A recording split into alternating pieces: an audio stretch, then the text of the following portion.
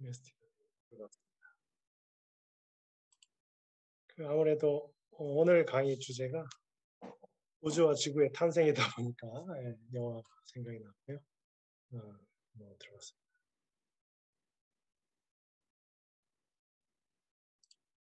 소장님, 강의 시작할까요?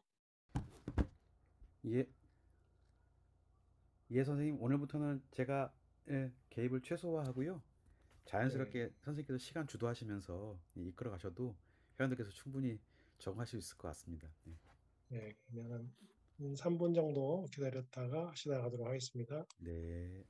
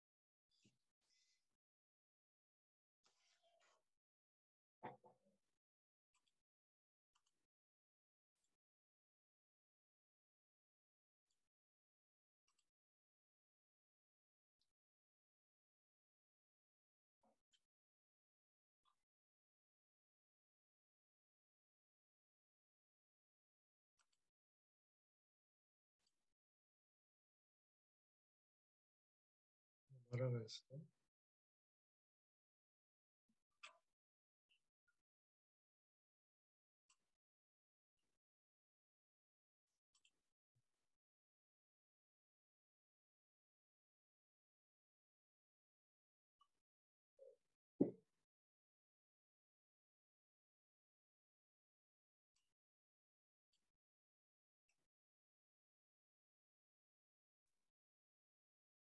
저 확진됐습니다. 자가격리 중입니다. 아이고야. 잘 6일, 버티시다가 6일째 됐어요. 지낼만 하셔요. 아무런 맛이 안 느껴져요. 지금 아, 상태는 괜찮은데 이 코가 마비됐는지 향기가 안 나요. 미각은 괜찮으시고요. 예, 뭐 단맛이라든지 뭐 다른 맛들은 느껴지는데 이게 후각은 향기가 안 나니까 그냥 기억 속으로 음식을 먹어요. 네. 기억의 맛으로. 며칠째부터 그랬어요. 그 후각, 냄새를 맡는 게 사흘이나 나흘 정도 된 것 나흘째. 같아요. 네, 처음부터 그러진 않았는데 한 사나흘 지나니까 후각을 잃었어요. 다른 증상은 다 완화됐는데 그것만 안 돌아오고 있어요. 좀 조사를 해보셨나요? 좀 시간이 걸린다고도 한 그런 예들이 있는데. 네, 네. 네. 아마, 자가격리 끝나고 일주일 후에가 지났어도 잘 돌아오지 않는다는 그, 이야기를 들었어요. 그래서 코로나 지난달에 그때 네. 강의할 때 이제 좀 조사를 해보니까 이 후각 신경을 전달해주는 뇌에 손상, 뉴런의 손상을 준다고 오 그런 마이 영향 갓. 때문에 최근 결과가 그렇게 나와서요. 아마 시간이 좀 몇 개월 걸릴 수도 있다는 것을 아마 염두는 해두시고 사람마다 좀 차이는 있을 수 있는데요.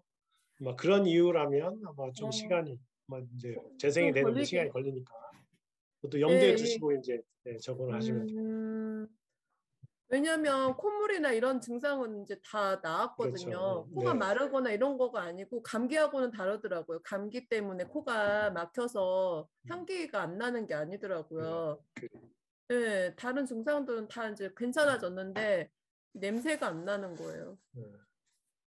음. 염두에 두시고 시간을 오래 좀 걸릴 수도 있다 몇 개월 염두에 두시고 아마 적응을 하셔야 될 것 같습니다. 몇 개월씩이나요? 그런 경우도 있다고 지금 우와. 얘가 나오고 있네요. 뉴런이 손상되면 그렇게 될 수도 있으니까. 네. 그럴 수도 있겠네. 저희 네. 엄마는 독감을 좀 심하게 앓으셨는데 네. 몇 년 되셨거든요. 아직도 한 번씩 그 후각이 조금 잘 안 온다고 하세요. 이게 그렇게 완벽하게 회복이 안 된 것 같아요. 그러겠죠. 음, 잘 회복하시기 바랍니다.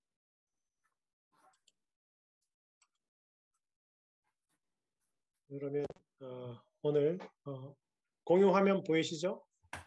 네. 네. 오늘 이제 강의를 시작할 텐데요. 오늘은 2강이고요. 4월 우주의 탄생부터 지구의 탄생까지 1부에서 보도록 하겠습니다. 2부에서는 이번 주제가 이제 생활 속의 독성 화학 물질에 대해서 회원님들이 또 궁금하시고 한 점들을 좀 이야기를 해보려고 하고요. 다음 달 주제는 아직 미정이고요. 여러분들께서 또 의견을 단톡방이나 또 소장님께 전달해 주시면 준비를 하도록 하겠습니다. 그래서 오늘은 2강 우주지구의 탄생인데요. 거기에 맞는 음악을 잠시 OST로 잠깐 들어봤고요. 교재는 End of Time 그리고 우리 인간의 아주 깊은 역사, 참고도서는 이 두 권 코스모스와 우주의 역사 이게 되겠습니다. 오늘 내용이고요. 또 하나 또 소개해드릴 내용은 르몽드 디플로마티크를 좀 구독하고 있는데요. 거기 우리나라 한국어판 자매지 마니에르 드부아르란 이게 이제 지금 7호가 나왔어요. 그래서 이제 3년 2년 만 2년째 돼가고 있네요. 그래서 개간지로 나오고 있는데요. 이게 관점, 시선, 다른 관점에서 보는 글들을 이렇게 모아서 작은 잡지로 이렇게 나오고 있어요. 도움이 좀 되고 있는데 재밌게 읽고 있습니다. 지난 주제는요, 지금 1월달에 나온 것은 페이크 소사이어티. 아이고 잘 안 보이나요? 페이크 소사이어티고요. 요즘에 뭐 가짜 뉴스 많잖아요. 이에 대한 좀 굉장히 이제 조직적으로 국제적으로 진행이 되고 있는 스케일에 놀랐고요. 그런 걸 좀 보고 있었고 새로운 관점을 이번 4월호인데요. 이번에 여기 보여준 1호고요. 과학, 거짓과 지제살. 그래서 이게 또 우리 주제가 과학적인 생각하기인데 마니에르 드부아르에서 과학과 과학의 그 거짓과 진실사의 관점들을 좀 소개해줘서 좀 흥미로워하고 생각을 해서 회원분들께 한번 관심 있으시면 한번 보시는 것도 좋고요. 근데 여기 한 섹션에 여기 내용 보면 이제 팽창하는 이론, 빅뱅이 던지는 새 질문 이런 거 써놨어요. 그래서 이게 이제 우리나라는 아무래도 과학 뭐죠 저변 이 교육이 좀 하다 보니까 이런 것들이 공론화가 되기가 좀 상당히 좀 어려운 점이 있는데 이런 잡지들에서는 이런 게 주제로 다루어지고 있어서 좀 더 관심 있게 받고 여러분들도 보시면 좋을 것 같아서 해봤고요. 역시 이제 물론 이제 이것은 아카이브 기사들을 좀 모아서 주제별로 이렇게 모으다 보니까 예전 다르긴 하지만 마찬가지 여전히 유효한 질문들이고요. 우주를 채우고 있는 근본 요소는 무엇인가? 아직 모르지만 통선론과 관련돼 있다. 오늘 이야기의 주제가 될 텐데요. 결론은 모르지만 우리가 아는 만큼 좀 이렇게 알아가고 있다는 내용을 얘기해 드리고 또 블랙홀의 구성 요소도 모르고 있고요.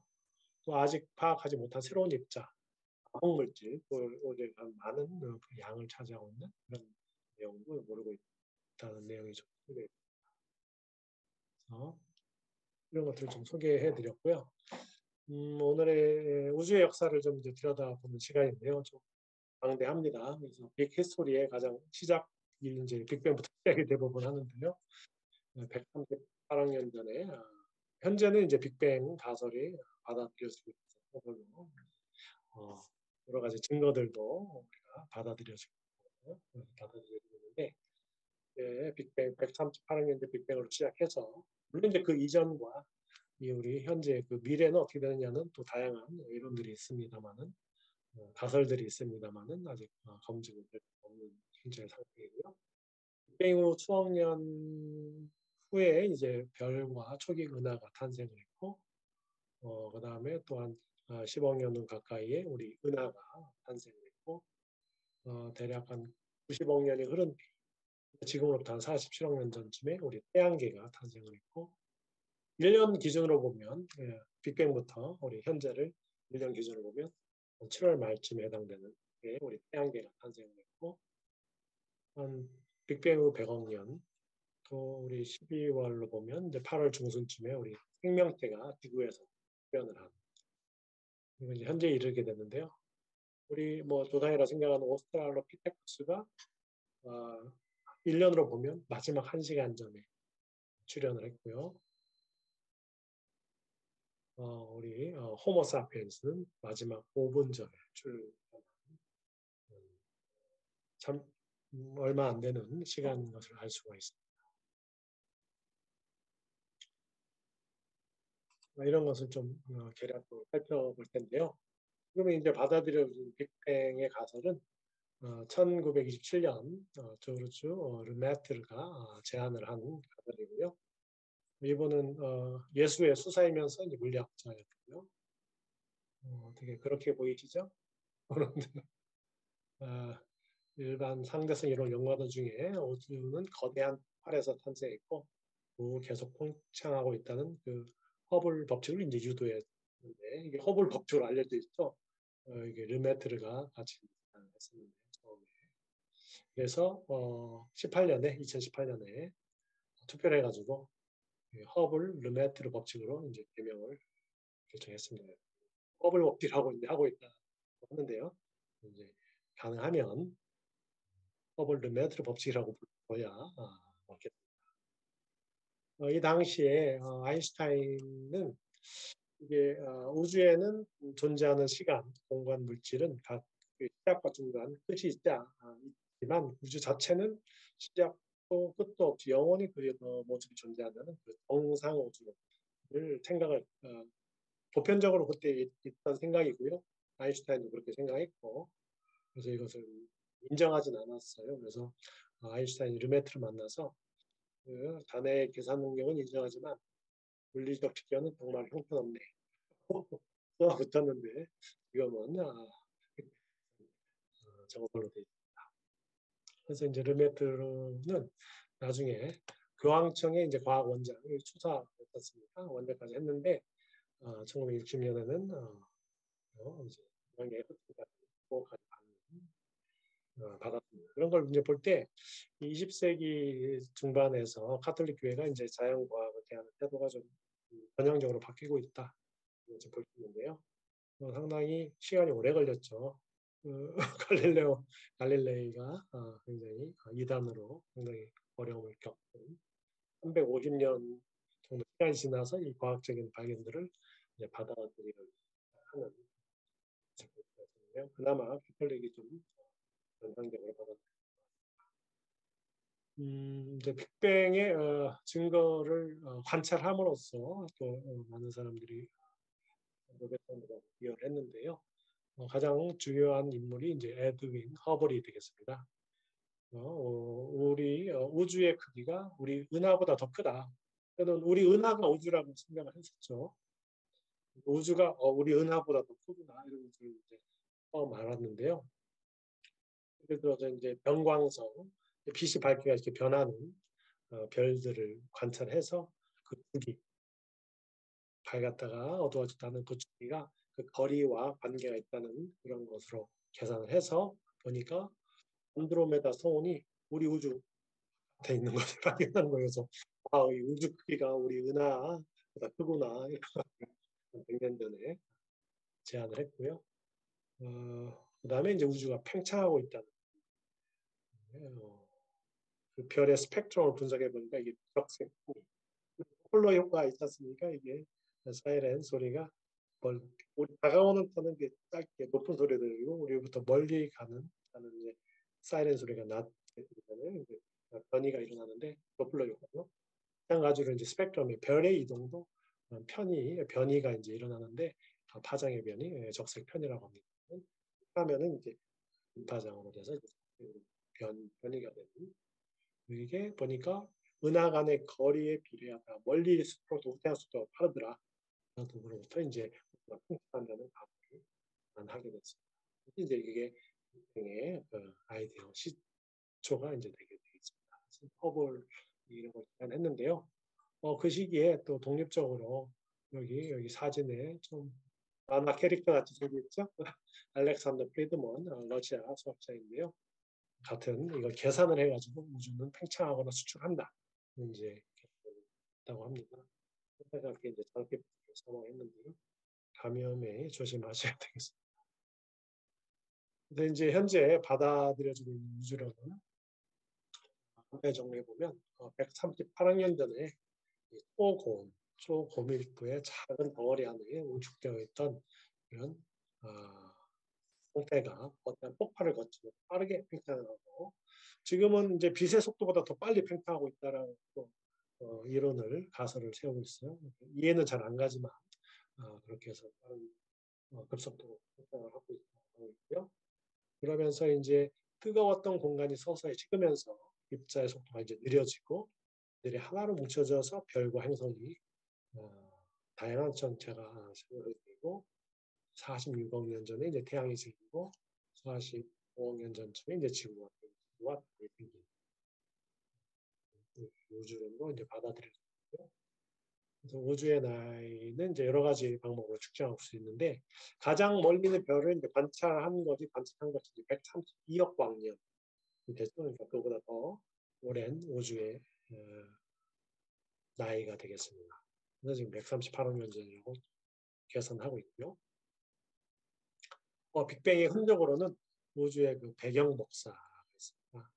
아마 들어보셨을 것 같은데요.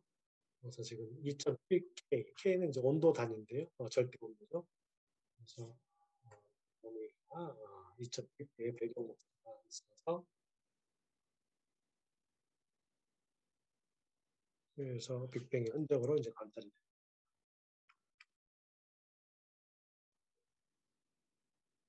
그래서 이제 이게 우주의 온도를 측정하는 그 전파라는 여기 이미지가 있고요. 그것이 이제 온도를 나타내는데요. 이것이 2.7K 인근에 이렇게 분포하고 있는데요.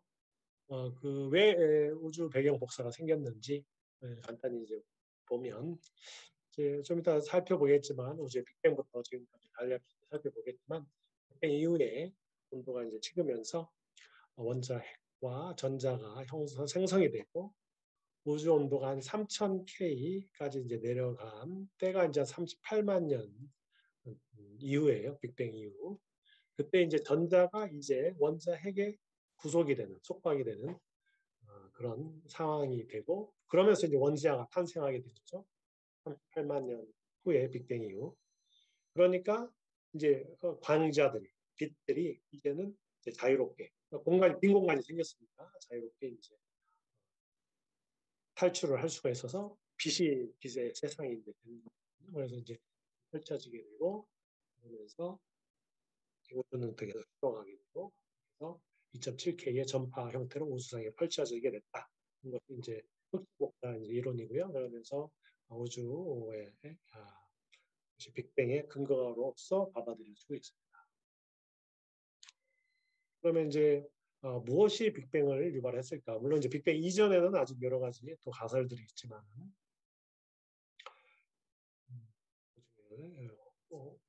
어떻게 그러면 빅뱅이 폭발을 하게 됐는지 이제 앨런 구스라는 분이 제안을 했는데요. 인플라톤이라는 개념을 했습니다. 이제 용어들이 좀 몇 가지들이 나올 텐데요. 이제 한번 들어보면 여러 가지 과학적인 글을 볼 때라든지 또는 뭐 매년 노벨상 발표를 하지 않습니까?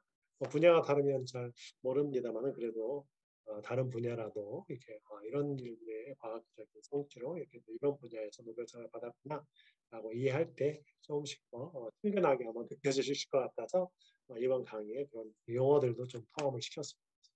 인플라톤이라는 개념을 주장했는데요. 아주 작은 공간, 이게 몇 개의 원자, 분자 몇 개, 아주 작은 분자에 대한 공간 정도 돼요. 그게 이제 초기 우주의 크기였던 거죠. 그 안에 모든 것이 다 뭉쳐 있는 밀도도 어마어마하고 온도도 어마어마한 상태. 그렇게 이제 그런 상태가 되면 밀어내는 중력이 폭발적으로 작용한다. 그런 것을 제안했어요. 그래서 그런 것 때문에 밀어내는 중력, 그것 때문에 이제 빅뱅이 될 수 있었다라고 이제 제안을 받아들였습니다. 전에 말씀드린 빅뱅의 증거, 마이크로파 우주 배경 복사. 이것은 이제 아르노 펜자스와 로버트 윌슨, 밸런 교수 윌슨이고요. 하죠. 여기 전파 망원경을 이제 점검하던 중에 노이즈라고 하죠. 이게 가부를 관찰하게 됐어요. 그러면서 그 원인이 이 우주 배경 복사 때문이다라는 것을 제안을 하게 되고 그걸로 이제 78년에 노벨상을 받았는데요. 여러분들 예전에 TV 보실 때 이렇게 키면 지지직 하잖아요. 또 방송 애국가 옛날에는 애국가 올리고 끝나면 지지직 하잖아요. 그게 이제 우주 배경 복사라고 합니다. 그래서 그런 것들을 여러분이 이제 복사 쓰는 거죠. 사실은 78년 이전에 TV 보고 그것을 우주 배경 복사라고 제안을 하셨으면 아마 노벨상을 받으실 수도 있었을 텐데, 그렇죠? 우리가 TV를 78년 이전에 받았으니까요. 한 발로 그 졌네요. 제안을 네, 저는 제안을 했습니다만은 네, 그렇습니다. 그러면 우리가 우주의 나이를 예측한 활용을 계산을 하는데 사용이 되고요. 이 책에 이제 지난 시간에 배운 이제 시간과 연력학 이법칙, 엔트로피 관계를 배웠습니다. 이제 빅뱅과의 이제 엔트로피 관계를 좀 연결을 시켜보면 그런 얘기를 보면요. 고트프리드 라이프니츠는 왜 우주는 왜 텅 비어 있지 않고 무언가가 존재하게 되었는가? 이게 이제 질문을 했고 답을 못 찾았죠. 신이 원해서라고 이제 생각을 했던 건데요. 과학의 그 답들을 이제 제시하려는 노력을 하고 있습니다. 그래서 또 마찬가지 질문으로 이제 엔트로피 관점에서 보면 초기의 우주는 어떤 힘에 의해서 어떤 과정을 통해 엔트로피 상태가 되었을까? 그런 질문을 할 수 있고 또는 그렇지만 이제 혼돈으로 가득 찬 환경에서 어떻게 질서 정연한 상태, 그게 이제 저엔트로피고 뭐 고품질 에너지일 텐데요. 어떻게 형성되었는지는 이제 아직 모르는 그런 상태입니다. 그것들을 어떻게 앞으로 미래에 궁금하고요. 안드레 린데라는 그 인플레이션 연구자가 한 말이 좀 마음에 와닿아서 적었는데요. 우주론 학자 3명이 있으면 인플레이션에 대한 이론 의견은 9가지로 나뉜다라고 합니다. 그래서 아직 정립이 안 돼 있는 것같습니다. 그래서 라이프니츠에 대해서 간단히 좀 보면요.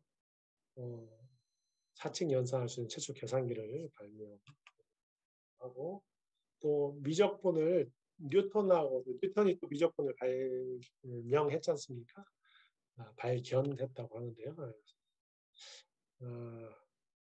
그 미적분 법을 이제 창시를 해냈는데 그래서 뉴턴과 함께 독립적으로 하지만은 이제 뉴턴 쪽에서 시비를 걸어가지고 표절치를 해서 고생을 많이 해서 말년을 아주 우울하게 보낸 그런 또 사연이 있습니다.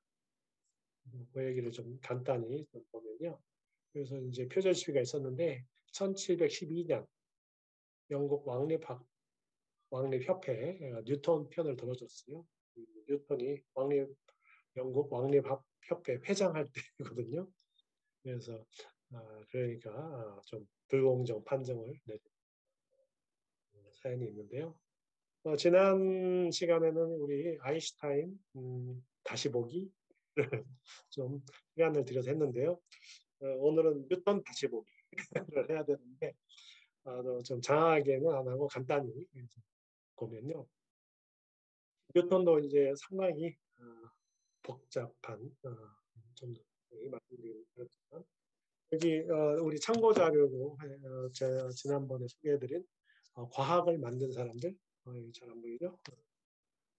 존 그리빈이시고 본 루시안이 옮긴 과학을 만든 사람들 책에 보면 아주 자세히 이 인문학적인 또 인간적인 관점에서 이 과학의 기술적인 관점이 아니라 인간적인 관점에서 역사적인 관점, 사람의 생활사, 문화사를 통한 기술, 과학사를 본 흥미롭게 기술했습니다. 그래서 재밌게 봤는데요.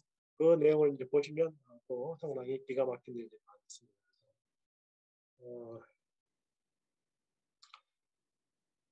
그래서 본인이 가장 뛰어난 천재인데 다른 사람이 경쟁을 하는 걸 받아들일 수가 없는 거죠. 뉴턴 이상에서. 라이프니츠가 미적분학 발견했다고 하는데 그 표절이다 하고 네, 그렇게 평가했죠.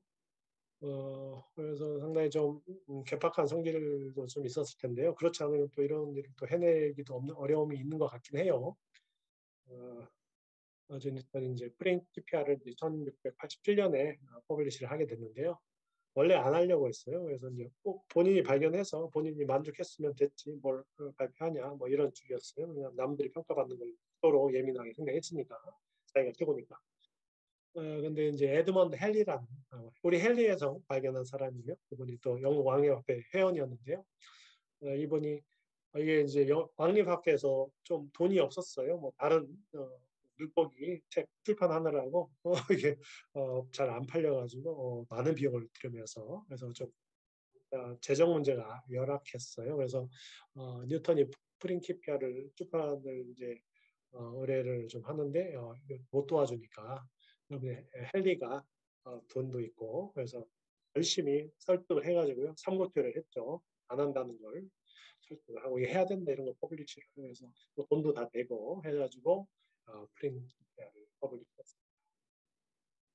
여담입니다만 또 우리 안철수 전 대통령 후보도 이 프린키피아를 레퍼런스를 안 해가지고 아주 표절 시대에 아주 고생을 했었죠. 지난 4, 5년 전에. 네. 그렇습니다. 레퍼런스를 잘 해야 되는데요. 참고문을. 물론 이제 그때는 이제 별 문제는 아니었죠. 왜냐면 우리가 너무나 당연시 되는 것들을 는 이제 다 레퍼런스 모든 걸 다 레퍼런스 하면 레퍼런스만 해야 되니까 식적으로 받아들여지고 있는 것들은 이제 레퍼런스 안 다뤄도 된다. 의견을 받아서 공격을 당하진 않았는데요. 그런 책을 이제 발표를 했습니다. 근데 당대의 가장 라이벌은 로버트 훅입니다. 아이작 뉴턴보다 나이가 7살 많죠. 그다음에 왕립학회 협회장이 이제 학회장이 먼저 됐습니다. 1608년. 그 영국 왕립학회는 1660년에 만들어졌어요. 뭐 그 전에 이제 프랑스부터 이제 이런 왕립학회가 국가 차원에서 좀 이런 것들을 만들려는 생각이 있고 그런 것들이 이제 시작이 됐는데요. 뭐 10여 년 후에 영국에서도 그런 문화 조류에 맞춰서 영국 왕립학회가 창설이 됐고 그래서 이제 초기에 이분들이 다 관여를 했고요.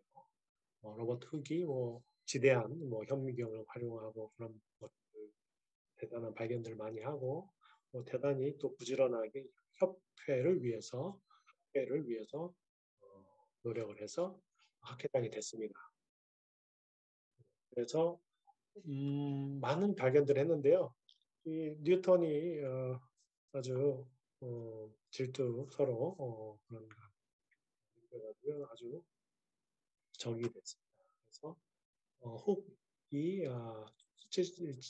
1703년에 죽었잖아요. 그 이후에 바로 학회장이 됐어요.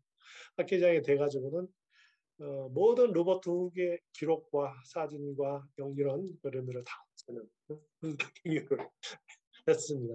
과학자로서의 또 태도가 절대 아닌데 본인이 가장 옳대야 되는데 상대 경쟁자가 있는 것을 받아들일 수가 없는 뭐 이상한 이상적인 부분입니다. 이게 좀 너무 영웅시하는 것에 좀 항상 빠지면 되지 않겠다. 빠지면 안 되겠다는 걸 다시 한번 보고요. 정리하고요. 그래서 이제 다시 빅뱅으로 돌아가서 빅뱅 초기부터 이제 현재까지를 보면 138학년인데요. 참 이게 과학, 물리학, 우주 물리학, 천체 물리학 하시는 분들이 참 대단한 것이 그런 시기들을 좀 나눠가면서 어떤 현상들이 있었을지를 이론으로 제시하고 과학적으로 검증하고 실험적으로 관찰할 수 있는 것은 관찰하고 해가면서 발견을 해 나가는 그런 일이 있는데요. 대단히 참 존경스럽습니다. 빅뱅 이후 10의 마이너스 43초. 뭐 이거 플랑크 시간이죠. 시간은 흐르지 않는 거죠. 쪼개져 있는 양자화된.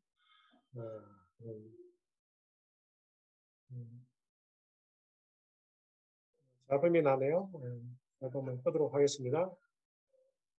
네, 그래서 시간과 공간의 최종 단위 안에서 무슨 일이 일어나는지 알 수 없게 되는 그 경계점인데요. 그때는 아주 작고 아주 뜨거운 그런 상태였고, 그 다음에 10의 마이너스 43승초에서 10의 마이너스 3.6승초는 대통일시 이론의 시대였고요.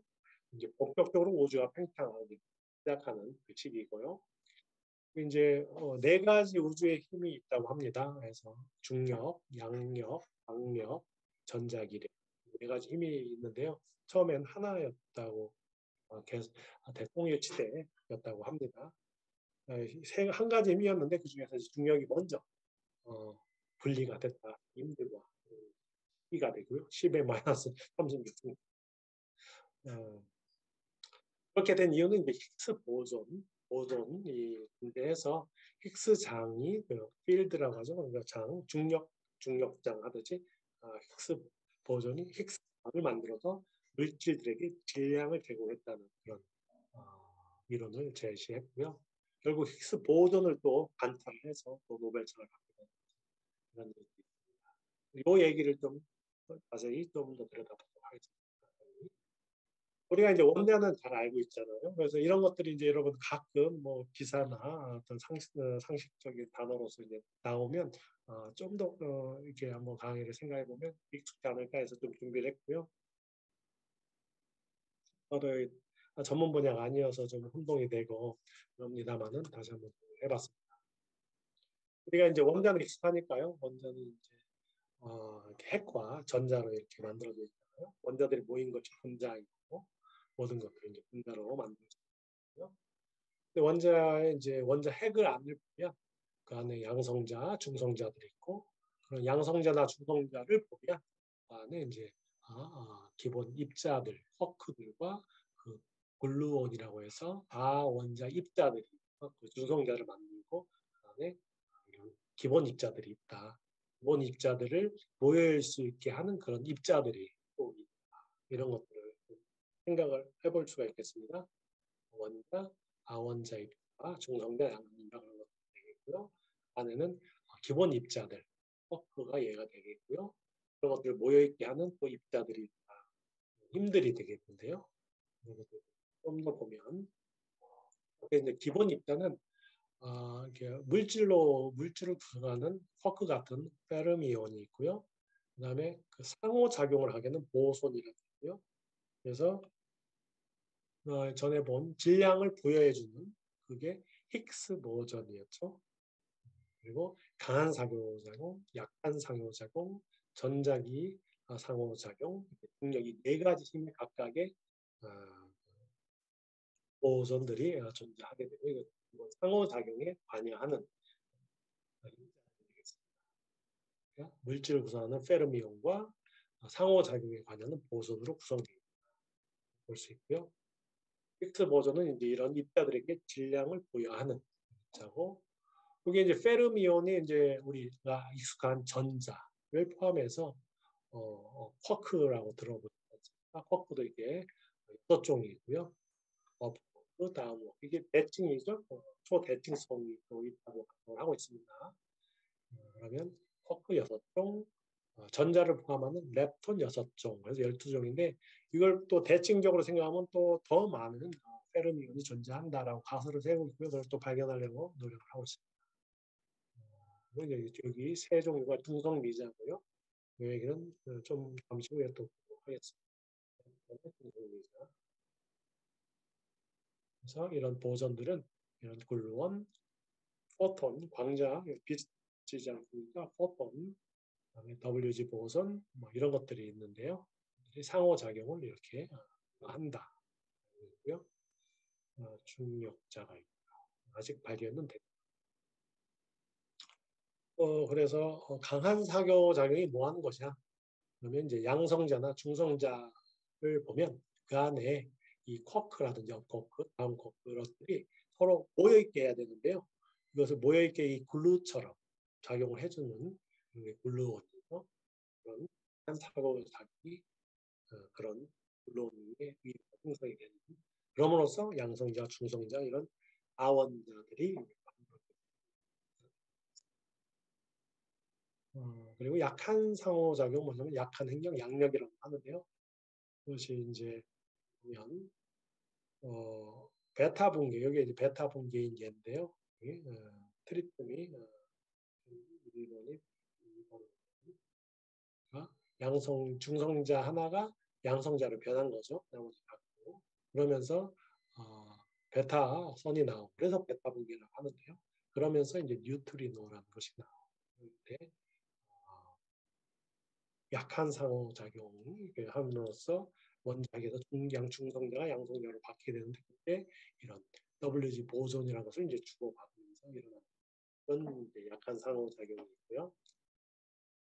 그리고 이제 전자기는 여러분도 익숙할 것이고요. 전하, 차지가 돼 있는 물질 간에 이제 원자, 전자 간에 상호작용이 되고요. 전하가 있을 때 이제 중력은 또 우리 이 네 가지 이렇게 이제 힉스 보존해서 힉스 입자를 제안을 하게 됐는데요. 64년에 피터 힉스 교수가 이제 제안을 했어요. 그래서 이제 신의 입자다, 물질의 질량을 부여하는 입자다라고 해서 그래서 이런 것들을 이제 검증하려고 유럽의 입자 물리 연구소 선이라고 하죠, CERN 그래서 그런 가속기에서 이런 어마어마한 거대 시설을 만들고요. 그 안에 아주 진공을 만들고 거기서 양성자 둘을 출발시켜가지고 충돌을 시키는 거예요. 대단한 기술이죠. 충돌시키면서 발생되는 그래서 쿼크와 힉스가 발생되는 것을 이제 관찰해가지고 2012년에 입자를 관찰했다 해서 말씀드린 10여 년 전에 기억이 나시는 분도 있을 텐데요. 그래서 힉스가 이제 2013년 노벨 물리학상 참 어떻게 보면은 뭐 그죠? 양성자 둘 충돌을 시켜서 뭐가 나오는데 뭐 그러면 되는 건데 그런 걸 관찰하려고 이 거대 몇 조가 들거든요. 이런 거대 시설을 만들려면 4대강 안 만들면 이런 거 몇 개, 10대 이상 만들 수 그래서 이런 걸 해가지고 이런 과학의 원리들을 발견해 나가는 대단한 저력인 것 같습니다.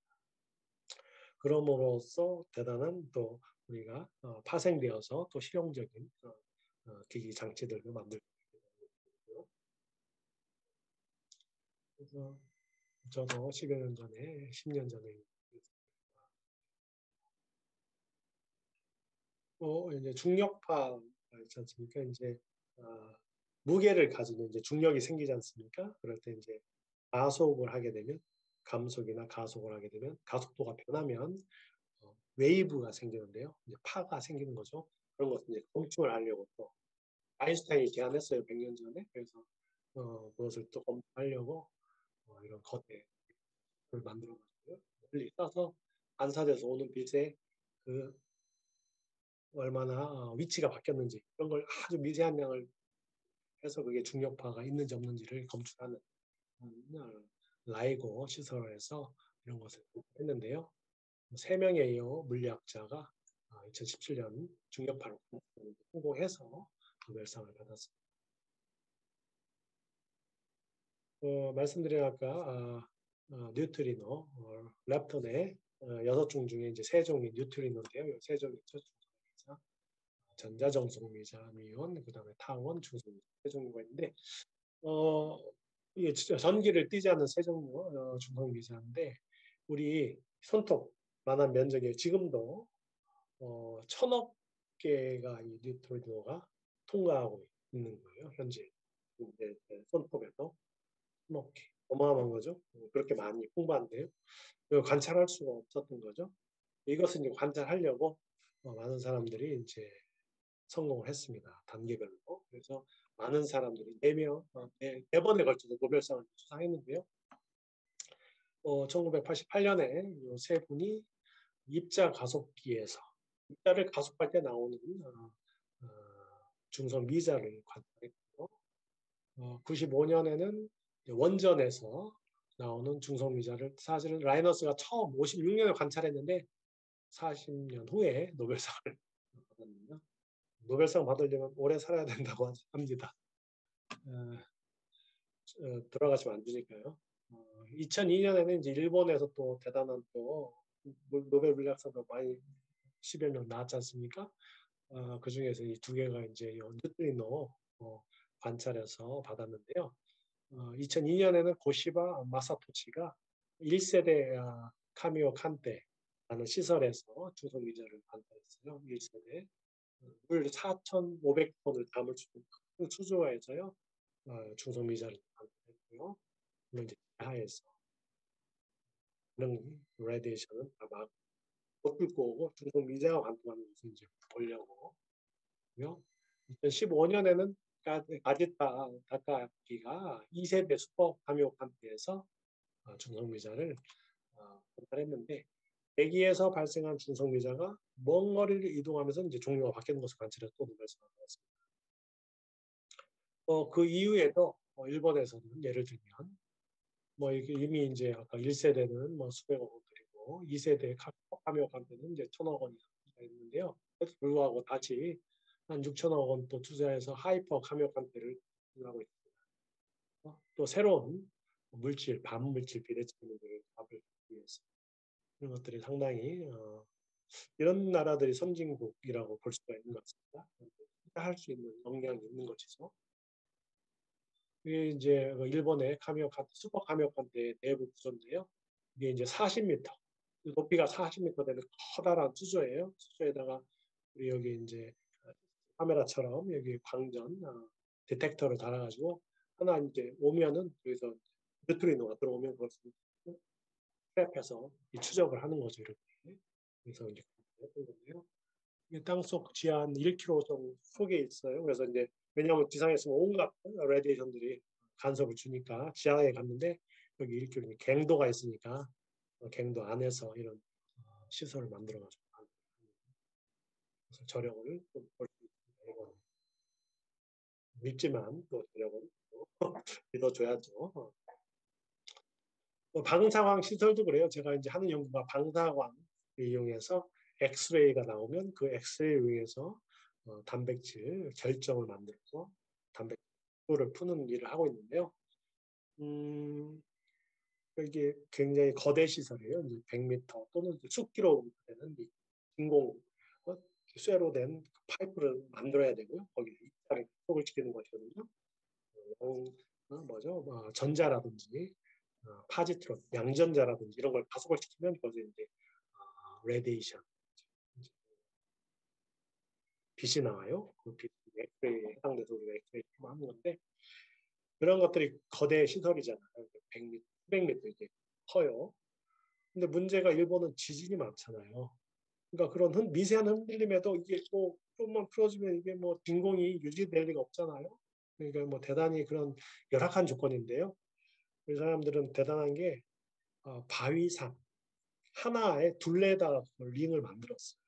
그러면서 세계의 가장 강력한 그런 가속 저장 링을 만들었습니다. 그런 벼력이 있어요. 그런 걸 보면 그러니까 이 정신이 대단히 깊이가 있는 사람들이구나. 그런데 투자를 또 하는구나라고 볼 수 있고 그래서 노벨상이 나오는구나 그런 것들을 또 10년에 걸쳐서 해오는 거죠. 그런 것 좀 볼 수 있었고요. 여러분들이 드리는 말씀은 우리 문화는 그런 거에 대해서 좀 노벨상 만들려고 다양한 노력은 하고는 있는데 그럴 투자는 안 한다. 이런 것도 안타까움이 있다는 말씀을 드리고 조금이라도 우리가 장기적인 노력에 해야 여력이 생기지 않는다. 그렇지 않으면 남의 것들을 이제 이용할 수밖에 없는 로열티를 내고 수준에 머물 수밖에 없는 상황이다. 그래서 그런 것들을 좀 개선하고자 IBS라고 생겼어요. 한 10년 가까이 되네요. 벌써 우리나라에서도 노벨상을 만들어 보자 하는 철학인데요. 철학이 잘못됐죠. 노벨상을 만들려고 만들어지는 게 아니거든요. 그래서 수많은 기초연구를 하다 보면 그 중에서 제안했던 것들이 10년에 검증이 되고 하는 것들이 많습니다.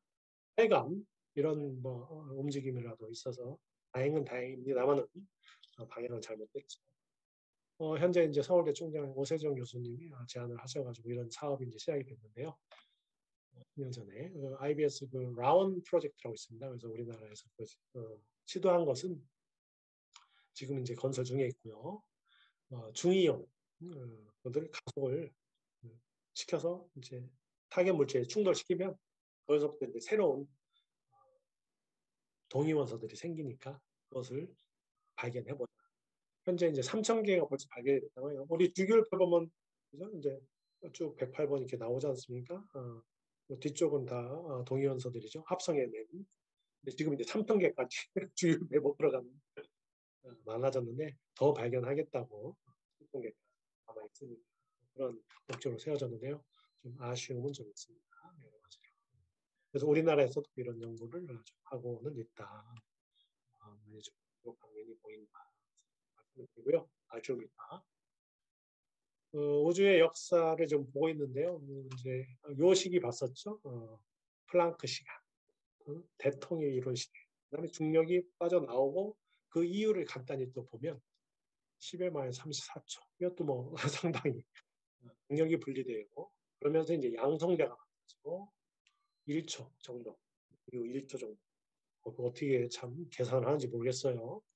혼자가 이제 생성이 되고 그다음에 한 3분 후 이제 헬륨이 생겨서 핵 합성을 하기 시작하고 그러면서 헬륨, 리튬, 베릴륨 이런 것들이 이제 만들어지고 그러면서 이제 원자 핵입니다 지금 전자 따로 놀고 있고요. 그러다가 38만 년 전쯤에 최초의 이제 원자가 즉 전자가 원자 핵에 닥친 거죠.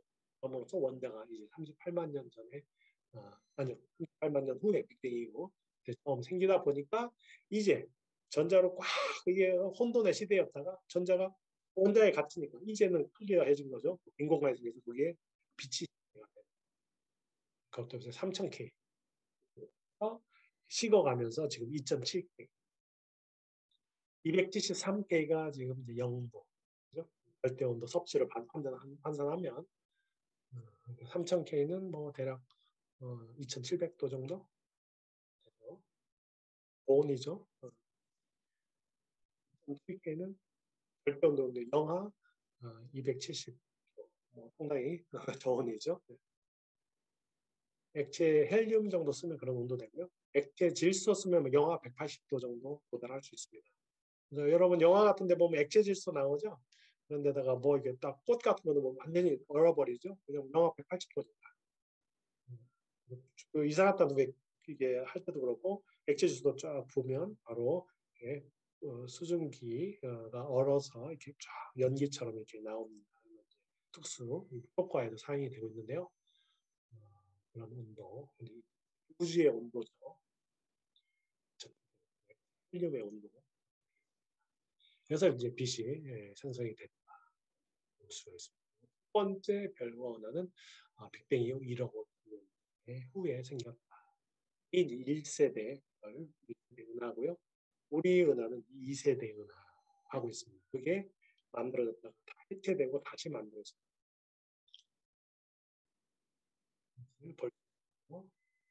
그래서 1세대 별과 은하를 좀 잠시 보면 과연 이제 별과 은하가 어떻게 만들어졌습니까? 그래서 이제 수소와 헬륨으로 이렇게 가득 찼지 않습니까? 그래서 이제 거대 분자 구름이 생성이 되는데 이게 이제 무게가 있으니까 중력에서 수축이 돼요. 중력이 더 강해지면 더 많이 수축이 되고 더 많은 입자가 모이고 그러다 보면 이제 가스 원반 형태의 형태가 되고 그러면서 항성이 만들어지는 거예요. 핵융합 높은 온도와 압력이 이제 만들어지니까 그러면서 이제 핵융합이 가능해지는 거죠. 예를 들어서 높은 온도와 압력이 어느 정도 되면 1천만 도 상상이 안 가죠. 100억 기압 그런 그 조건에서 이제 항성이 만들어지는데 이걸 또 실험으로 증명하려고 사람들이 하고 있습니다. 물론 핵융합 실험인데요. 현재 1억 도에서 10초간 유지하는 것이 이제 성공을 했습니다. 얼마 전에 또 중국에서 성공했다고 해서 전에 5초에는 10초 밀렸다 이렇게 대대적인 또 광고를 했었습니까? 그러니까 아직 많이 필요하죠. 운동도 짧은 시간 이렇게 유지하는 것도 가능해져서 핵융합이 좀 많았구나 가능한 것이 보이는데요. 우리가 에너지를 얻는 것이 지금 핵분열로 얻고 있지 않습니까? 이제 원자력 그것이 분열을 통한 중금속이죠. 우라늄이나 이런 중금속을 분해 과정을 통해서 이제 에너지를 얻고 있는데요. 핵융합이 되면 그죠? 이게 수소가 헬륨을 만들면서 또 에너지가 나오고요. 헬륨이 또 만들면서 또 융합을 하면서 베릴륨이네요. 만들어지면서 또 에너지가 나오고 그러면 뭐 무궁무진하죠. 에너지 소스가 그것만 만들어지면 그래서 이제 그 기대를 하고 있는 겁니다. 하지만 이제 이런 조건을 만들어주는 데는 어마어마한 에너지가 들겠죠. 그래서 어떤 것이 실현 가능한지는 시간이 많이 걸리겠습니다만은 이게 가능하다는 걸 보여주려고 노력을 하고 있습니다. 시간이 좀 지체가 되고 있습니다만은 이제 좀 더 보면요, 우리 은하에 대해서 보면요, 나이는 이제 135억 년 됐고 이게 지름이 이렇게 위에서 보고 지금 옆에서 보면 이렇게 되고요. 이게 지름이 한 10만 광년. 그러니까 빛으로 10만 년 동안 갈 거예요. 어마어마하게 길쭉해요. 그러니까 이게 우주라고 생각할 수도 있겠죠. 예를 들어서 빛의 속도가 초당 30만 킬로미터인데요. 지구에서 태양까지 오는데 8분 걸립니다. 지구에서 달 가는데 1초면 가고요. 근데 그것을 10만 년 동안 가는 크기예요. 우리 은하의 크기도 은하, 밀키웨이라고 하죠. 우리 은하는. 근데 이제 가장 우리 은하인 줄 알았다가 아닌 걸로 판명된 안드로메다가 그래서 이제 220만 광년. 우리 은하 크기보다 22배 멀리 있네요. 이쪽에 또 별이 있고. 그렇습니다. 이제 우리 은하의 이제 미래를 보면 이렇게 생겼고, 우리 태양계는 이제 요쯤에 위치하고 있어요. 주변부에. 여기 중심은 여기인데요. 중심에는 블랙홀이 있다고 예상을 하고 있습니다. 우리 은하의 중심에. 그다음에 20억 년 후에는 이제 안드로메다와 하나로 뭉쳐지고 50억 년 후에는 태양의 수소와 고갈이 되고 60억 년 후에는 이제 적석 거성이 되고 이제 지구와 태양이 점점 커져서 이제 지구까지 포함하게 되고 70억 년 후에는 이제 백색 외성이 됐다가 흑색 외성이 되면서 이제 운명을 타는. 그래서 이제 우리 태양의 나이가 한 46억 년이지 않습니까? 그러니까 110년, 억 년을 주기로 태양의 생애를 보면 지금은 보면 청년이네요 아직. 태양의 나이가 청년에서 중년으로 넘어가는 단계에 있네요. 아직 있습니다. 그때 지구에 생명체가 출현한 거네요. 의미가 있는 것 같습니다. 그래서 별의 운명을 보면 이게 크기에 따라서 다 달라집니다. 다 다양하게 작은 것들은 이렇게 태양 같은 사이즈는 적색 거성에서 이제 더 큰 별들은 이제 블랙홀까지 가는. 그러면서 아주 더 커지면 초신성, 슈퍼노바라고 하죠. 초신성이 돼서 큰 대폭발을 하는 별의 운명이고요. 간단히고요. 이게 이제 왜 이런 일이 가능하냐? 그러면 이제 커졌다가 또 중력에서 수축했다가 그러면서 또 온도가 높아지면 또 다음 단계 핵반응이고 핵융합을 하고 그러니까 핵융합이 핵심이 보니까 크기가 작으면 이제 수소를 써가지고 핵융합을 하고 지금 이제 태양 같은 크기는 이제 헬륨 핵융합이 가능해진데 더 큰 별에서는 그거로부터 또 탄소, 산소 핵융합 다음 3단계 핵융합 가능해서 더 큰 원소들이 생성이 돼요. 우리 지구에도 보면 털, 우라늄 뭐 이런 것들이 많이 있잖아요. 우리 지구에서 만든 게 아니라요. 다른 이미 그래서 3세대, 2세대, 3세대라고 하는 겁니다. 이미 다른 별, 다른 은하에서 만들어졌다가 폭파했다가 그 잔해들이 다시 웅크리게 돼서 우리 별에 우리 지구에 소재가 된 것이 있어요. 그러니까 털이 이제 어떻게 보면 가장 안정한 물질인데 털이 많이 존재하고 있고요. 지구에. 그렇습니다. 그래서 지구가 2세대 또는 3세대 하고 있고요. 블랙홀을 이렇게 실제로 얼마 전에 2019년에 이게 촬영을 한, 물론 이제 전파 망원경을 촬영해서 6개, 3개 있는 것들이 다 모여가지고 온라인에서 촬영을 해서 어디 색깔이 이쁜 모양이 되어 있어요.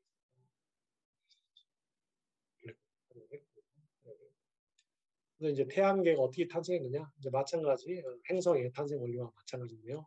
한 80억 년 전쯤에 태양계가 있는 자리에 초신성이 폭발해서 그 먼지들이 회전하면서 성운을 만들고, 한 47억 년 전쯤에 성운들이 모여서 질량이 모여들어서 중력 수축을 하고, 그러면서 이제 수소 핵융합을 하기 시작한 거죠. 그러면서 태양이 이제 탄생을 하는 거죠. 태양의 역할을 하게 되는 것이고, 그리고 주위에 이제 행성들은 주변의 먼지들을 분출하기 시작했죠. 우리 지구도 마찬가지 먼지들에서 태어났어요. 이미 이전 세대 슈퍼노바에서 폭발한 먼지들이 이런 것들도 되겠고, 그래서 이제 충돌로 작은 행성들이 생기고, 작은 행성들이 이제 충돌로 퍼지면서 이제 근거리 행성, 수성, 금성, 지구, 화성까지는 태양풍이 워낙 강해서 기체를 잃고 중심 겉에만 남은 거죠. 그런데 또 멀리는 목성, 토성, 천왕성, 해왕성은 이제 가스형 상태로 아직 남아있는 태양이 머니까 태양풍 영향을 받고 그렇게 되고 있습니다. 그래서 지구는 이렇게 미행성들, 작은 행성들이죠. 그게 수천 개의 중력으로 모아서 탄생이 됐고, 그러면서 마그마 바다였죠. 그다음에 이제 1000만 년 정도 후에 화성 크기의 그 행성이 지구와 대충돌, 페이아 해서 그러면서 이제 달이 생겨났다. 파편으로 이렇게 되는 걸로 받아들입니다. 계속 지구로부터 이제 멀어지고 있네요. 1년에 2, 3cm. 그래서 대략 우리가 살아있으면 2m 정도 평생 여러 번 태어났을 때와 누울 때 달의 거리를 재보면 2m 차이가 나겠네요. 태양계를 이렇게 보거든요. 그러다 보니까 이게 태양의 위치로부터 우리 지구가 여기 있네요. 이게 온도가 이렇게 분포를 달라지겠죠. 태양에 가까우면 뜨겁고 태양에 멀면 이제 낮은 온도가 될 텐데요. 이 지구의 위치가 참 특별합니다. 왜냐하면 물에 끓는 점, 어느 점, 이 차이가 가능한 것이 지구인 것이죠.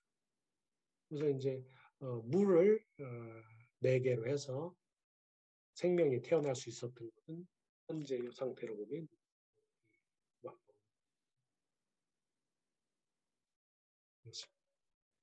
그래서 이제 이 책과 이제 연관해서 다시 들여다보면 엔트로피와 네 가지의 어떤 관계냐 정확하게 보면 전자기력 그건 이제 화학 결합을 하는 힘이고요. 화학 결합은 전자기력에 의해서 일상생활에서 이제 엔트로피가 증가하는 대부분의 과정이 이제 화학 반응이지 않습니까?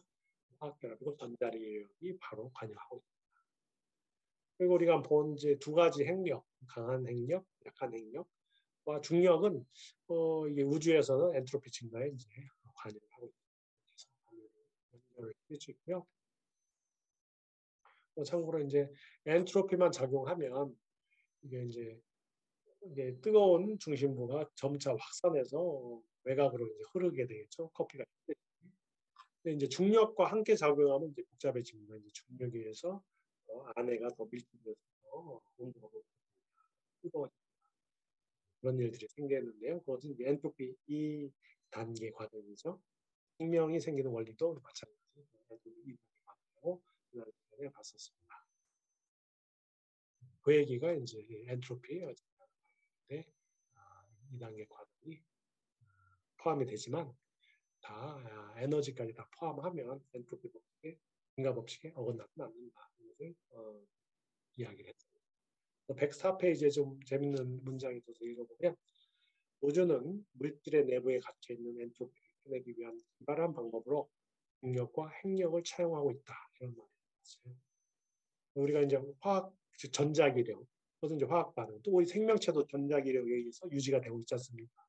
그래서 이제 엔트로피를 캐내는 방법이라고 치는데 마찬가지로 이 우주가 물질 내부에 갇혀 있는 엔트로피를 캐내기 위해서 중력, 핵력을 이용하고 있다.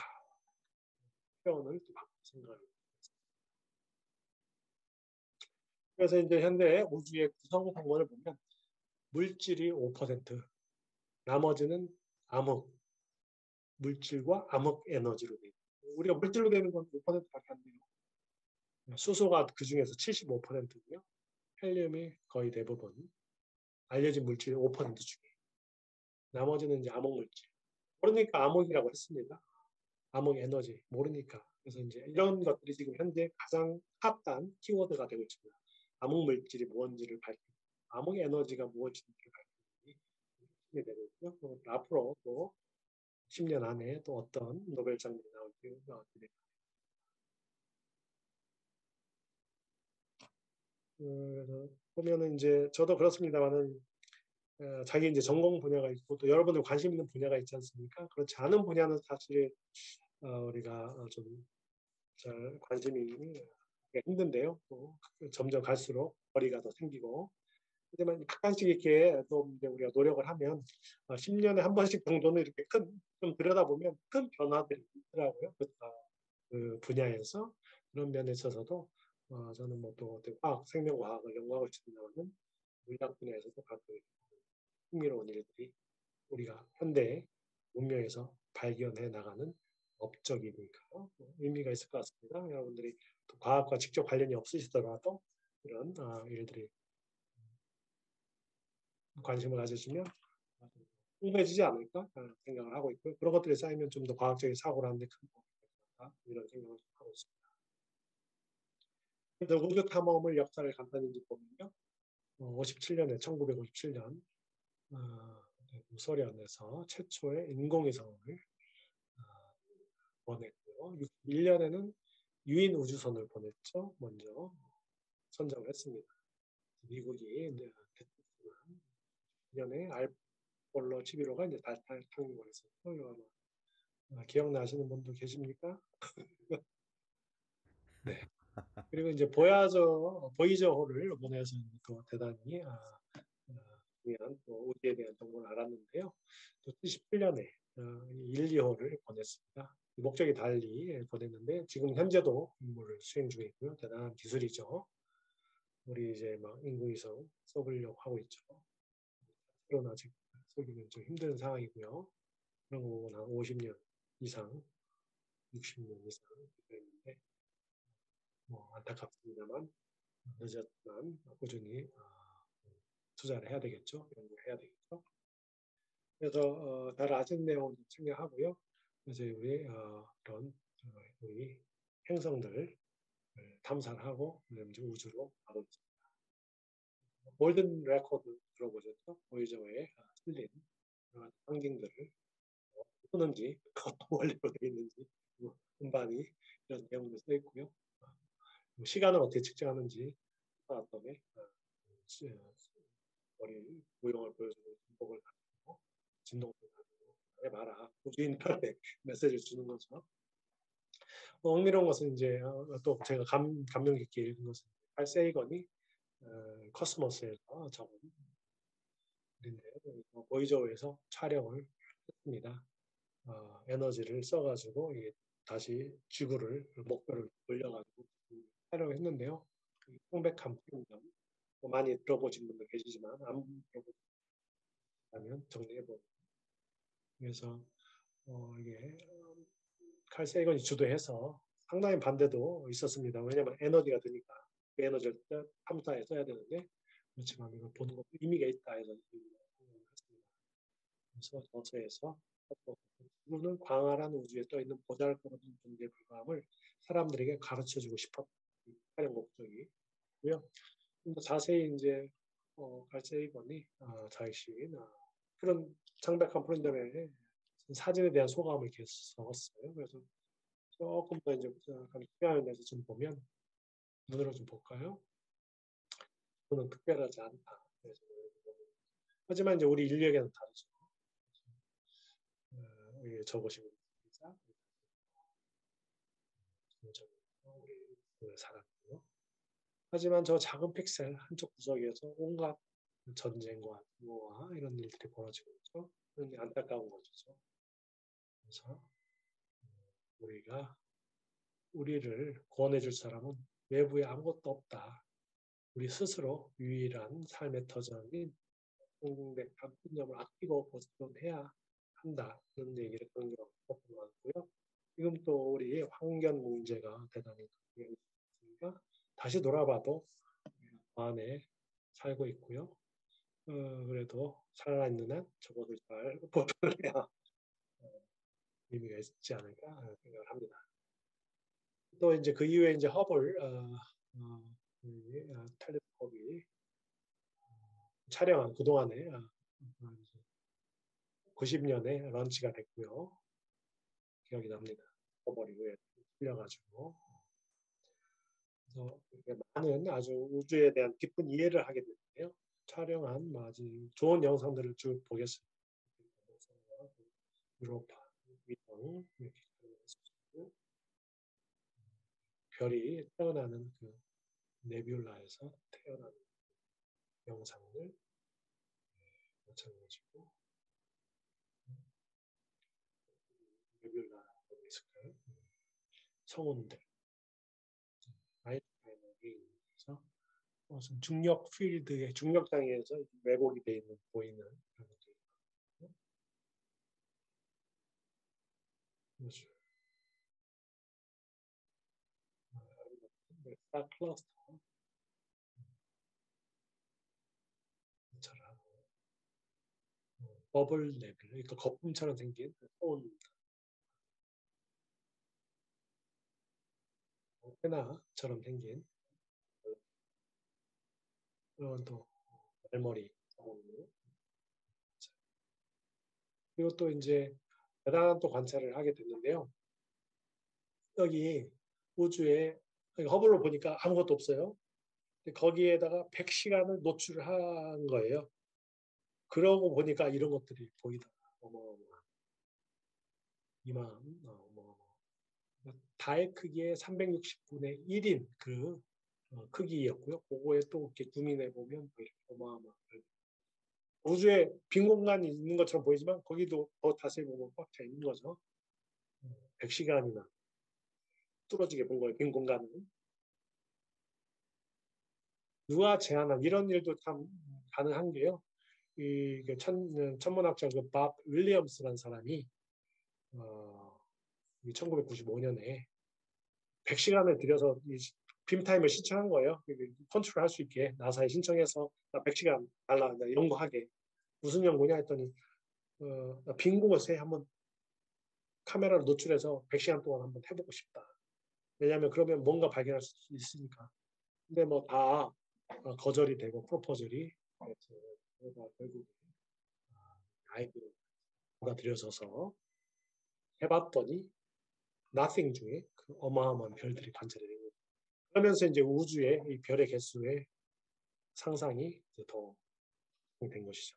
은하가 수조 개가 있고 한 은하 안에 별들이 수조 개가 있고 이런 것들을 이제 알아낼 수 있는 또한 또 새로운 발견을 하기 위해서 여러분 기억나시죠? 지난 작년 크리스마스 날 날짜 맞추면 여러 가지 다른 사람도 맞추겠지만 또 의미가 있으니까 크리스마스에 맞춰가지고 또 발사를 했습니다. 제임스 웹. 그래서 이제 라그랑지 포인트, L2 포인트에 거기에 궤도를 돌면서 우주를 관찰한다는 뜻인데요. 왜 그러냐면 이제 허블이 관찰한 정도 이전인데 제임스 웹으로 하자면 훨씬 더 고해상도를 관찰하면 더 많이 섬세하게 우주를 관찰할 수 있다는 것을 알았습니다. 그래서 이제 우리가 이제 우주의 역사 현대까지 좀 대략 알아봤는데요. 좀 정리해 보면 천문학을 배우는 이유는 이제 박지영 선생님이 이제 정리를 했는데 인간과 우주와 지구와 태양과 우리 은하가 우주에서 결코 대단한 존재가 아니라는 사실을 깨닫는 데 있다. 창백한 푸른 점에서도 우주라는 공간과 시간 안에 있는 모두는 서로 동등한 존재이며 우리 모두가 주인공이다. 그 중에서도 스스로 별로 대단하지 않는 존재란 걸 깨달은 아주 소수 중 하나가 우리들이니 그런 의미에서 인간 또한 매우 특별한 존재이다. 우리가 별로 대단하지 않은 존재란 걸 깨달아야 그 특별한 존재가 되는 거죠. 뉴턴은 그거 못 깨달은 것 같아요. 아쉽게도. 네. 그래서 좀 들어가는 글로 우리 인문 교육연구소에서 스핀오프된 그 여러 가지 모임들이 있는데요. 그 중에서 토론회가 있어요. 그 중에서 지난달에 김사인 시인의 시집을 가지고 했는데요. 그 한 시 중에 이런 좀 관련된 것을 다시 한번 낭독을 해보겠습니다. 읽어보시고요. 김씨는 촘촘히 잘도 먹고 쌀이 비와 부사하고 오늘도 가게 안팎을 손님을 기다린다. 새 난방을 입고 가게 앞 의자에 앉은 김씨가 화나다. 누가 보거나 말거나 오두만이 자리를 지킨다는 누가 알든 모르든 20년, 30년을 거기 있다. 우주의 한계뚱이를 얼마나 잘 지키는가. 그래서 우리가 할 일이 이 우주의 강력한 푸른점 그 중에서도 한계뚱이를 좀 잘 지키는 일이 결국에는 우리의 할 일이 아닌가. 그것을 알고 지키면 더 의미가 있지 않을까. 그 의미에서 오늘 강의가 의미가 있지 않았을까 생각을 합니다. 네, 그래서 오늘 1부는 좀 시간이 1시간 넘게 했습니다만은 이 정도로 마치고요. 우선 1부에 대해서 질문 있으시면 좀 받도록 하겠습니다. 2부 잠시 쉬었다가 또 2부 할 텐데요. 그 전에 1부 이야기를 질문 있으시면 해주시면 좋겠습니다. 코멘트 좀.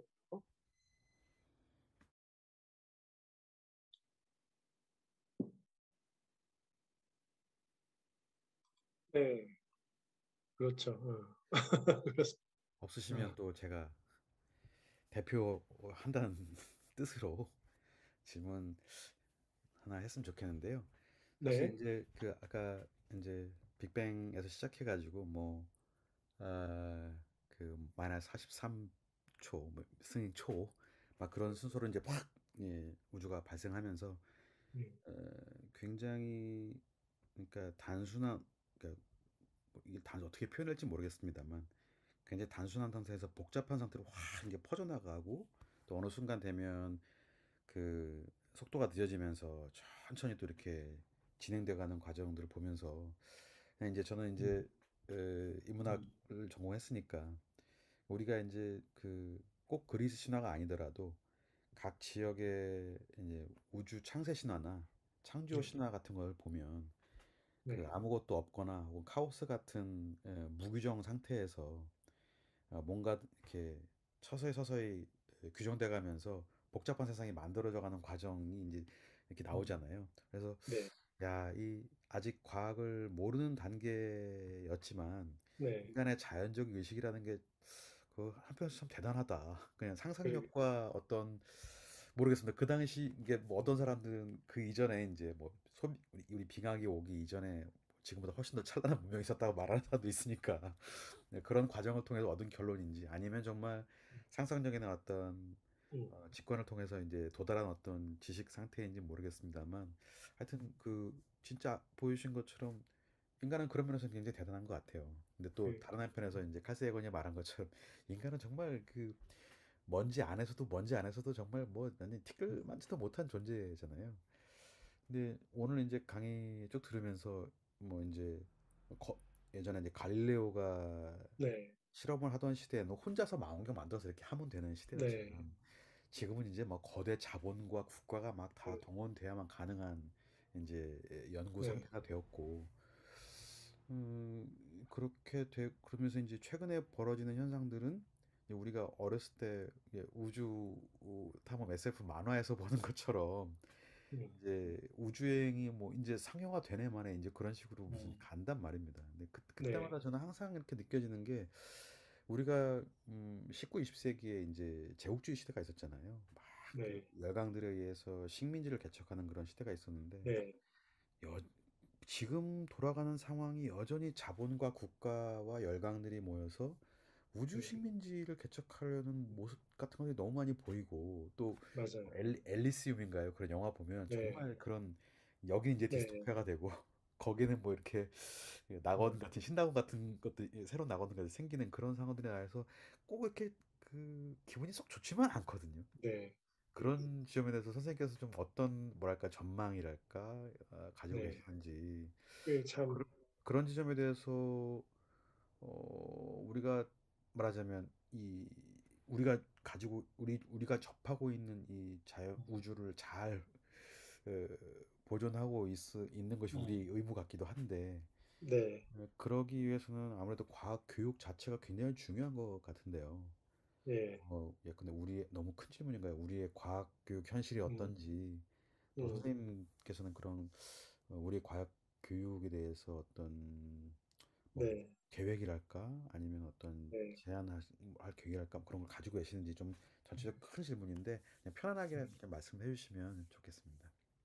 너무 궁금해요. 편안하지 않은 질문을 해주시고, 편안하게 답하라면, 비겁하게. 음으로 대답하겠습니다. 어, 저도 이제 그런 걸 많이 느껴요. 그 소장님 역시 철학적인 질문을 잘 해주셨는데요. 중요한 질문이고, 늘 고민하는 질문. 특히 이제 지금 우주 시대가 또 개막이 되는 것 같아요. 우주의 전쟁이 예상이 되는. 왜냐하면 제국주의가 또 보이니까. 근데 이제 기술력을 가진 몇 개의 나라들이 또 선점을 하고 있고, 이미 달도 구역이 다 정해졌어요. 어느 나라 저기 미국이 진짜 차지한 구역, 중국이 그렇습니까? 차지한 거, 러시아가 뭐 어디 발디딜 때도 별로 없고요. 야, 이미. 네, 그뭐 뿐이겠습니까? 지금 화성도 이제 그렇게 되고 있고요. 그래서 물론 이제 이 사람들이 생각하는 것은 우주 자본. 그러니까 뭐냐면 이제 그 중금속, 희귀금속들이죠. 히토류들을 거기서 어떻게 퇴치해서 그걸 좀 자기들이 경쟁력 우위에 확보할 수 있지 않을까 이런 게 우선 첫 번째 이유라고 생각이 되고요. 그래서 거기서 채취해 오고 이러지 않습니까? 로봇에서 지구에 보내오고 그런데 절대 비공개죠. 그것이 이제 가장 큰 문제가 될 텐데 그런 것들이 이제 새로운 것이 된다면 또 당연히 독점하겠죠. 국가 수준에서 그런 것들이 이제 염려는 되는데 이제 참 어려운 점이 있는 것입니다. 우리가 이제 자체 스스로 인공위성이나 그런 탐사선을 쏠 수 없는 그런 상황에서 그럴 수 있는 나라가 또 뭐 몇 개 되지는 않죠. 10개 안 되는 것 같고요. 일본도 이제 10여 년 전에는 도움을 받아서 러시아 도움을 받아서 이제 시작을 했다가 지금은 사태가 가능한 것 같아요. 우리도 지금 그런 상황에 시작점에 있는 것이고 그래서 뭐 그것은 따라는 가야 되겠죠. 왜냐하면 이제 기술 발전 방향이니까 늦어지면 안 될 텐데 따라는 가는데 참 이게 투자한다고 바로바로 되는 일도 아니고 왜냐하면 쌓인 저력이 필요하니까 남들은 60년 전, 70년 전에 보냈는데 우리는 이제 못 보는 것들 기제도 물론 이제 그런 거대 국가들이 미국 우리 그런 개발을 못하게 해서 뭐 큰 이유가 있겠습니다만은 우리가 왜 못하겠어요, 그죠? 풀어놨으면 다 했겠죠. 그래가지고 그런 하여간 그런 정치 논리에 있어서 국제 관계 논리에 있어서 피해를 보고 있는 속한 관계에 있어서 그런 어려움이 있다는 걸 생각해 보는데 제가 생각할 때는 좀 이제 장점 중에 하나일까요? 우리 세대 수준에서는 좀 큰 문제는 아니겠다라는 생각은 해요. 우선은 왜냐하면 그래서 이제 시간을 벌 시간이 충분히 있다라는 생각을 하는데요. 왜냐하면 뭐 희귀금속 나와야 그만큼 가져오려면 그 비용이 만만치 않지 않습니까? 그래서 아마 이거 수십 년에 되는 문제는 아니고 몇 세기 후를 보면 그게 이제 그런 걸 보고 투자하는 거지 않습니까? 이런 사람들은. 큰 집에서는 그런 걸 투자하니까요. 그래서 먹고 살만하니까. 작은 집에서는 지금 당장 먹고 살기 힘드니까 못하고 그런 논리인데요. 결국은 이제 현재 수십 년은 세이프 하겠다. 하지만 그때 기술들을 추적은 해 나가야 되겠다 이런 생각을 좀 하고 있고요. 그때 작은 집이니까 전략적으로 해야 되겠죠. 그런 것들을 잘 생각을 하면 경쟁력을 그나마 우리 블루오션이라고 하지 않습니까? 니치 방급하고 그런 것들을 잘 찾아낼 수 있지 않을까 하는 희망을 좀 해보고 있고요.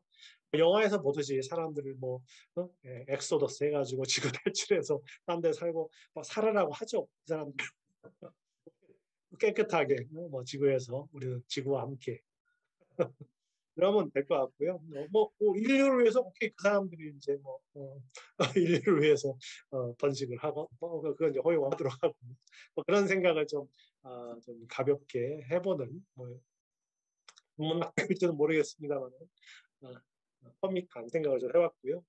그다음에 또 두 번째 중요한 질문이 우리 과학의 문화 이런 것들이 굉장히 큰 문제인데요. 아까 소장님 역시 잘 말씀해 주셨지만 예전에는 개인이 하는 과학이 우수하면 그걸 발견해내고 몇백 년 후에 또 증명하고 이런 정도 됐었는데 지금은 이게 다학제적이고 여러 명들이 이렇게 모여서 협심해서 협업하는 공동 연구가 핵심입니다. 시설도 거대 시설이 가능해요. 왜냐하면 혼자 할 수 있는 거 다 했으니까 이미 2, 300년 동안. 그래서 지금은 여럿이 모여야 챌린지 할 수 있는 일들이 남아있는 거죠. 나사만 봐도 직원이 수만 명이에요. 그런 사람들이 모여서 그냥 어떤 사람들이 전혀 수많은 사람들이 이름 없이 그냥 기여를 하는 거거든요. 그중에서 이름 갈색은 한 명, 두 명인데 이름이 윌슨 이런 사람들 이름이 나는 거죠. 그래서 그런 게 중요한데 협업이 중요한데 우리의 문화가 어려운 과학하기 어려운 문화. 왜냐하면 우리의 문화는 스타 문화예요. 협업을 하는 그 컨트리뷰션하고 공동연구 협조하는 사람들이 acknowledge, 즉 그런 감사, acknowledge가 없습니다. 그러니까 오로지 승자 독식의 세상입니다. 그래서 그것이 우리 문화를 바꿔야만 이것들이 진보적인 현재 과학에도 적용이 돼서 과학뿐이겠습니까? 우리 인간의 삶의 질하고도 연결돼서 승자 독식이 아니라 이런 서로 협업하는 문화. 그러려면은 승자만이 1등만이 아니라 나머지 사람이 있으니까 1등이 생기는 거죠. 그러니까 그런 문화가 바뀌어야 된다. 콜라보레이션, 협업의 문화가 굉장히 우리가 절실하게 필요하다. 노벨상이 뭐고 다 떠나서 그게 있어야만 시발이 될 수 있다. 이런 측면에서 생각하고 강의할 때도 학생들한테 항상 그것을 중요하게 생각하고 있습니다. 혼자 달라질 수는 없다. 이미 그 시장을 지났다. 같이 공부해주고 남이 한 일을 에크날해주고 칭찬해주고 감사히 생각해주고 하는 문화가 돼야 된다라고 하는데요. 예전보다 더 힘듭니다. 강의를 해보면 학생들을 지도해보면 왜냐하면 예전에는 우리가 형제가 많았어요. 그러니까 혼자 잘나진 않았어요. 보통 게 근데 요즘 아이들은 다 독자들이에요. 혼자 잘난 생각이 강해요. 그래서 이게 더 갈수록 심해지고 특히 우리나라 정치, 문화, 사회가 같이 연관이 돼서 가장 큰 우리 인문학 교육연구소에서 해결해야 될 문제다. 협업의 문화를 창출을 좀 더 하는데 고민을 해보자. 그 숙제를 풀어야 이런 단계들이 풀려나가고요. 그래야 우리나라의 과학도 미래가 있고요. 그래야 우리가 살 수 있는 기반이 마련이 되고 이렇게 됩니다. 네, 역시 되려 드렸다가 말로 받은 상황이 됐고요. 네. 혹시 다른 네, 분들 저 주고받고 하는 거 좋아합니다. 조금 받고 많이 주는 거 좋아합니다. 티키타카 술잔도 주고받고 그게 재밌죠. 그렇죠. 다음 달에 기대해야 되는. 그러니까요. 예. 진짜 다음 달에는 네. 같이 모여서 네. 이제 네. 공부하고 끝나고 좀 간단하게 그러니까요. 하고 그러면 얼마나 좋을까요? 그러니까 그 시도 한 편 같이 낭송하면서 네. 삶의 의미를. 원자들이 충돌해야 뭐 입자가 나오든 뭐든 할 거 아닙니까? 그렇죠. 맞습니다. 그래서 질문이 또 있으시면 채팅창에 또 올려주시면 또 고민해 보고요. 한 5분 정도 쉬었다가 6분 쉬었다가 9시부터 2부 우리 간단하게 한 30분 정도 네. 그 선생님 진행하도록 하겠습니다. 5분이니까요. 5분 쉬었다가 9시 네. 시작하고 9시에 시작하도록 하겠습니다. 준비하신 것이 30분 정도에 다 해결이 안 되면 뭐 조금 더 사용할 수 있으면 많이 남았다 싶으면 아예 2부로 다음 주에 아니요, 이어서 발표 자료를 조금 준비했어요. 예, 알겠습니다. 왜냐하면 그러면 예. 이게 다 화학물질인데, 그죠? 여러분들 이거 지금 물리하느라고 용어 많이 머리도 복잡한데 화학물질도 확 분자식고 복잡해요. 그래서 간단히 핵심만 알겠습니다. 하도록 하겠습니다. 그러면은 정각에 다시 시작하도록 하겠습니다. 네, 감사합니다. 네. 예. 질문 들어왔네요, 선생님. 예. 소리들 알겠습니다. 유튜브 켜보겠습니다.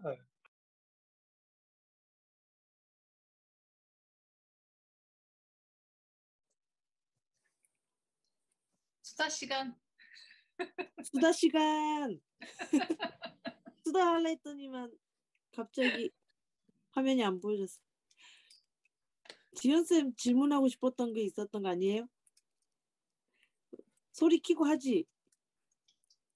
아, 지금 쓰고 있는데 아까 그 교수님께서 지구의 청년기에서 중년기로 볼 수 있는 시기에 생명이 출현했다라고 하시면서 의미심장하시다고 그렇게 말씀을 하셨거든요. 근데 그게 제가 그때 잠깐 이렇게 스치듯 지나가서 그게 생명의 출현이었는지 인간의 출현이었는지 기억이 잘 안 나요. 그래서 그 부분에 대해서 생명의 출현이라고 하셨다면 어떤 것을 생명으로 하는지, 그러니까 인간의 생명이라고 그 출현을 생각을 하셨는지 아니면은 더 작은 생명이라고 할 수 있는 어떤 단위가 있는지. 생명 아니었을까요? 네. 우주의 시간으로는 큰 차이가 없을 것 같아요. 예, 맞습니다. 예, 김혜영 선생님 말씀 맞고요. 김혜영 선생님 말씀이 이제 아까 생명이라는 것은 그러니까 우선 생명에 출현하면 이제 우리가 단세포 생물의 출현이라고 생각합니다. 현재는 이제 대략 뭐 30억 년 전이고요. 지금으로 보면. 근데 이제 빅뱅 이후로 보면 뭐 100억 년 후죠. 근데 이제 태양계의 나이로 보면 태양계가 이제 지금 이제 한 45억 년, 지구도 마찬가지고 뭐 태양계의 나이로 봅시다. 태양계를 이제 보면 이제 45억 년 전이었고, 그러니까 이제 30억 년 전에 출현했고, 지금 이제고 앞으로 또 한 70억 년 남으니까 거의 100억 년으로 치죠. 100억 년인데 30억 년 전에 그죠? 생명체가 출현했으니까.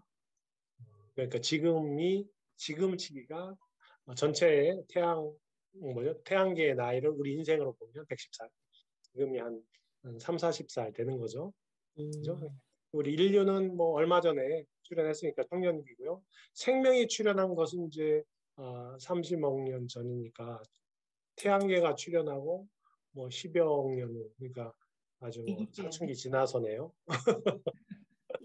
그런 정도. 그러니까 뭐 생명을 그죠? 사춘기를 지나야 뭐 생명이 출현할 가능성이 생기지 않습니까? 그리고 지금 이제 뭐 한 30대 되면 이제 활발한 생명 현상이 그런 생식의 차원에 있어서도 그런 측면에서 아까 생명의 출현과 연결해서 의미가 있지 않나라는 말도 안 되는 비유를 좀 해봤습니다. 네. 감사합니다.